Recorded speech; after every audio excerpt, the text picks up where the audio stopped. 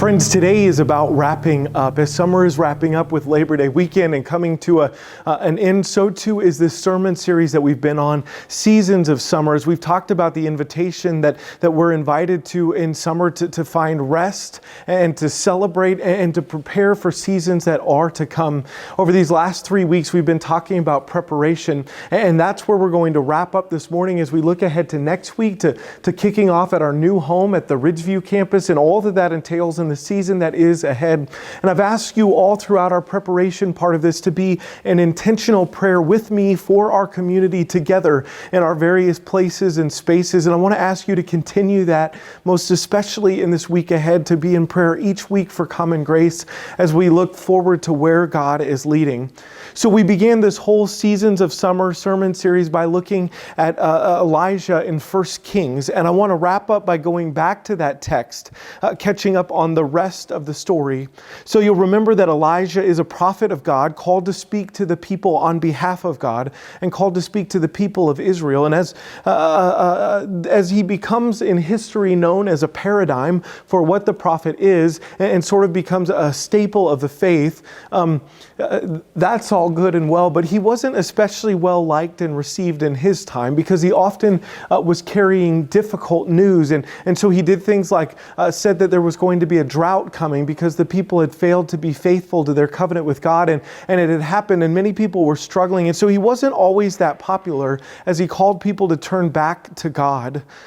After, though, a miraculous show of power, this was right before our reading last time, the people turn their hearts back to God and the drought ends and rain comes and all seems well except the queen gets angry and the queen wants his life. And so she vows to chase him down. He runs into the wilderness and he basically says to God, listen, I'm done. Are you kidding me? I can't do this anymore. It is enough for me just to die. And then we read the story in week 1. We asked if that might be a paradigm, actually a little bit, for how we might find rest as recovery when we have absolutely run ourselves ragged, when it feels like we're the only one left. If we might find good, responsible ways to withdraw, cry out in fervent, honest prayer and say how it is that we're feeling. And if we might find deep, real, actual, physical rest. Elijah falls asleep. And so we're going to pick up the story and read a piece of that. I want to read to begin with 1 Kings 19, verses 4 through 9, if you're following along. But Elijah himself went a day's journey into the wilderness. He came and sat down under a solitary broom tree, and he asked that he might die. It is enough, O Lord, my God, take my life now, for I'm no better than my ancestors. Then he lay down under the broom tree and fell asleep. Suddenly an angel touched him and said, get up and eat. He looked, and there at his head was a cake of bread and hot stones and a jar of water. He ate and drank and lay down again. Then the angel of the Lord came a second time, touched him, and said, get up and eat, otherwise the journey will be too much for you. He got up and ate and drank, and then he went in the strength of that food for 40 days and 40 nights to Horeb, the mount of God. At that place he came to a cave and he spent the night there.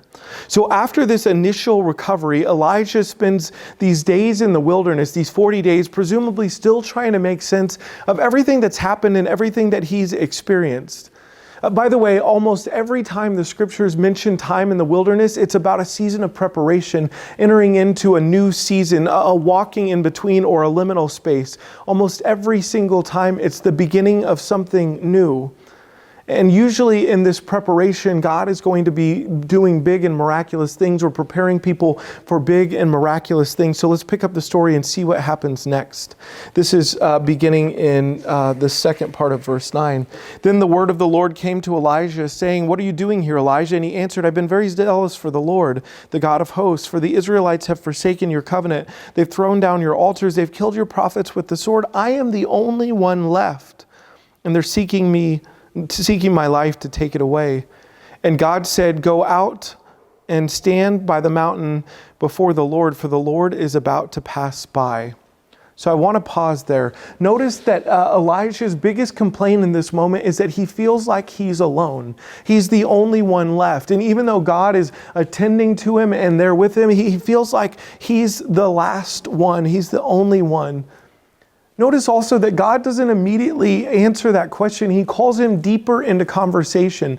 So through the wilderness of the 40 days and then to the mountain, and then says, hey, come out for I am about to pass by. It's always into deeper conversation. And I don't want us to miss this.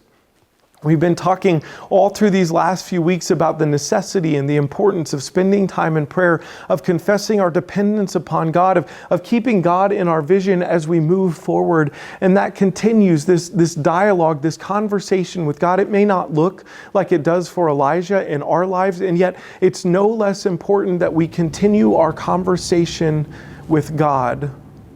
So Elijah says again, I'm the only one, and we'll read about that here in just a second. Let's read the rest of this story. Now there was a great wind, so strong that it was splitting the mountains and breaking the rocks to pieces before the Lord. But the Lord was not in that wind.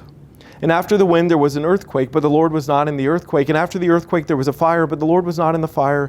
And after the fire, a sound of sheer silence. When Elijah heard it, he wrapped his face in the mantle and went out and stood at the entrance of the cave. Then there came a voice to him that said, "What are you doing here, Elijah?" And he answered, "I've been zealous for the Lord, the God of hosts, for the Israelites have forsaken your covenant, thrown down your altars, and killed your prophets with the sword. I'm the only one left, and they're seeking my life to take it away." Notice that familiar refrain. Then the Lord said to him, "Go, return on your way to the wilderness of Damascus. When you arrive, you shall anoint Hazael king over Aram. You shall also anoint Jehu's son as king over Israel, and you shall anoint Elisha as prophet in your place."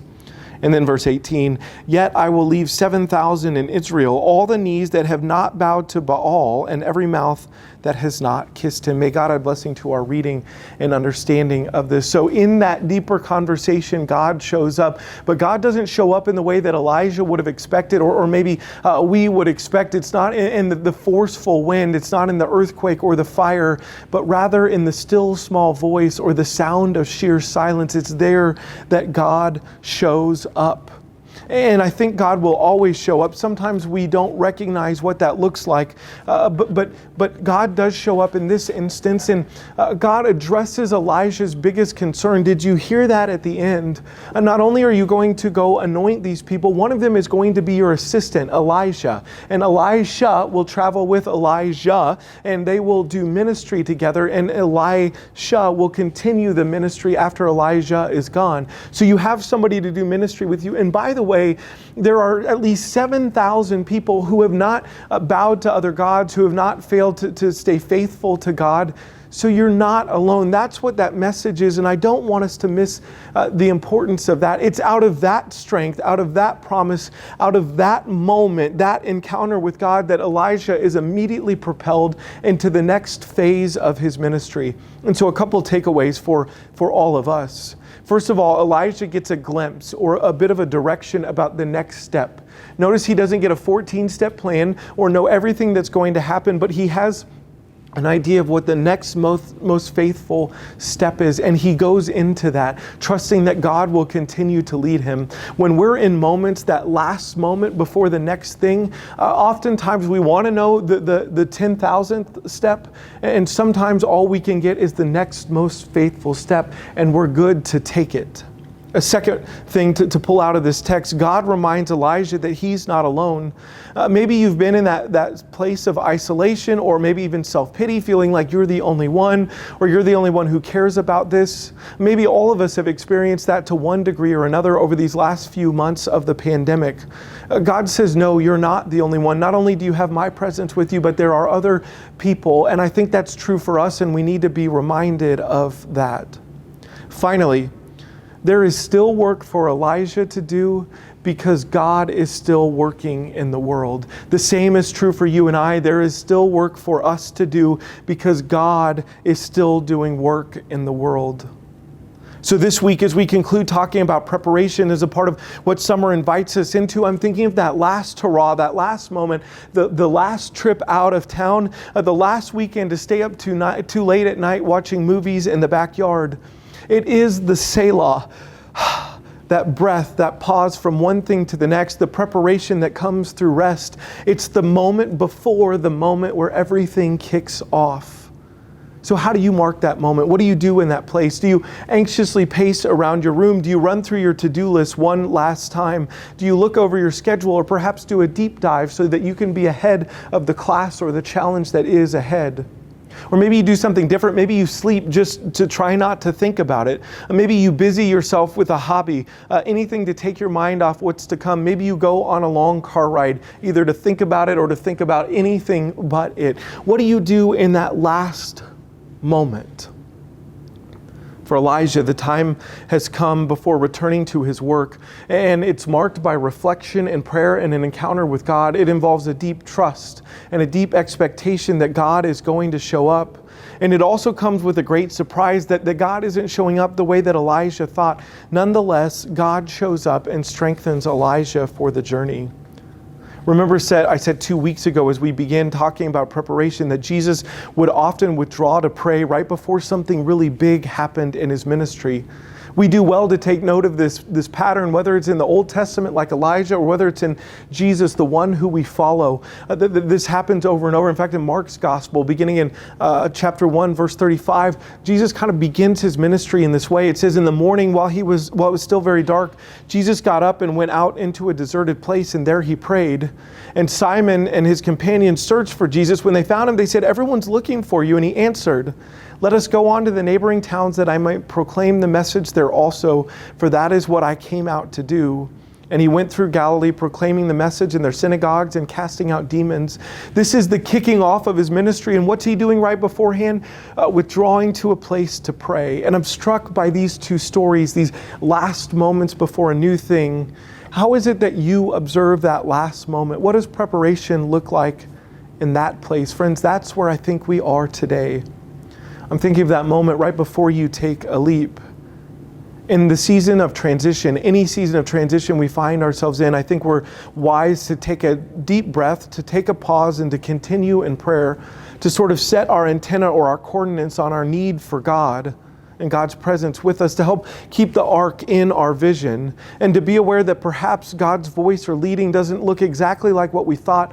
Maybe it will come in that small, still voice. What do you do in that moment? The last second before the first day of school or the first day of work. The moment when you have your keys and get ready to put them in the apartment in your new home in a new city. What happens in your heart? What happens when you're so excited that you just can't sleep, or you're so anxious that you can hardly move? What is the silent prayer you pray in that moment? Friends, I am tremendously excited about the season ahead for us as a community, what lies around the bend. Any time in life that you find yourself on the doorstep of what's new, maybe it's a place you wanted to go, maybe it's a place that you never dreamed you would be, maybe it's a place that you worked hard to avoid. I hope you'll take that last moment before the plunge, the last second of walking into what's new, to reflect and pause and pray. And I hope you'll do that with me this week. So because we're in the final hours of summer, I want to end by sharing the way that I imagine all of this. I've said this the last few weeks. I love the imaginative pieces of our faith where we can sort of enter this space. And so maybe you want to close your eyes and enter into this moment with me. Do you remember back when you were a kid at the city pool with dozens of people all doing their own thing? Can you smell the sunscreen and the chlorine? Can you hear the sounds of splashes all around and the conversation? Or perhaps the whistle blowing for horseplay or safety checks. On your feet, do you feel the hot concrete and the warm towel on your back? And do you remember that time, that one time, the first time when you decided that this was the time that you were going to make your way over to the diving board?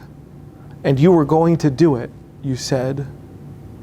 But you didn't. You chickened out and suddenly ran off to the restroom. You didn't need to go to the restroom, but it was a way to save face, and you went there, and maybe a couple of times through that morning or afternoon, you started to go towards the diving board. It was like it had its own gravitational pull that would bring you into it, and you knew you had to go, and finally the second or third or fourth time, you found yourself at the bottom of the ladder.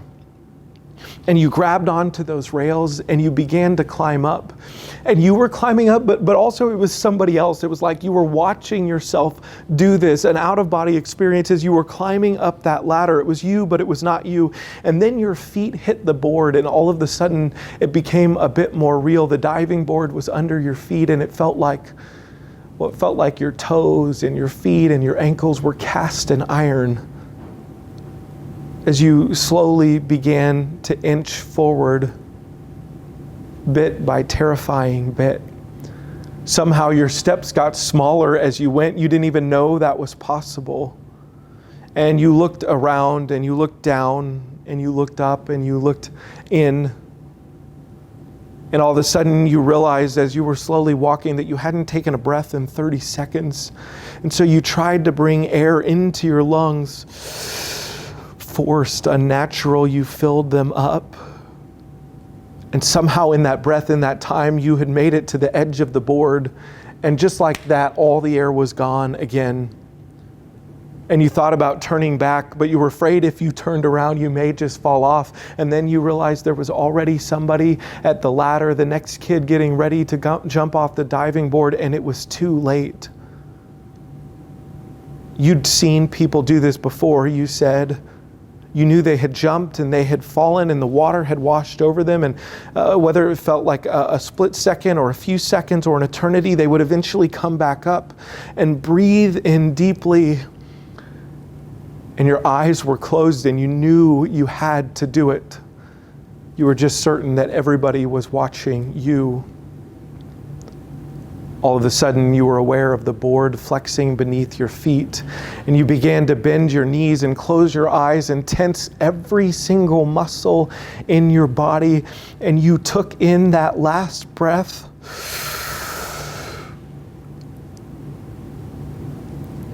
Friends, there is the energy of 10,000 suns in that moment, and there is most definitely the presence of the divine in that split second. May you come to find the power that meets you in that space. May you come to know that there is work left to do and there is faith left to lead you. And when you come to the edge, to that moment, getting ready to enter into something new, as you pause and pray and reflect, right there on the edge of the beautiful and the new and the unknown, may you find yourself ready to leap. Amen.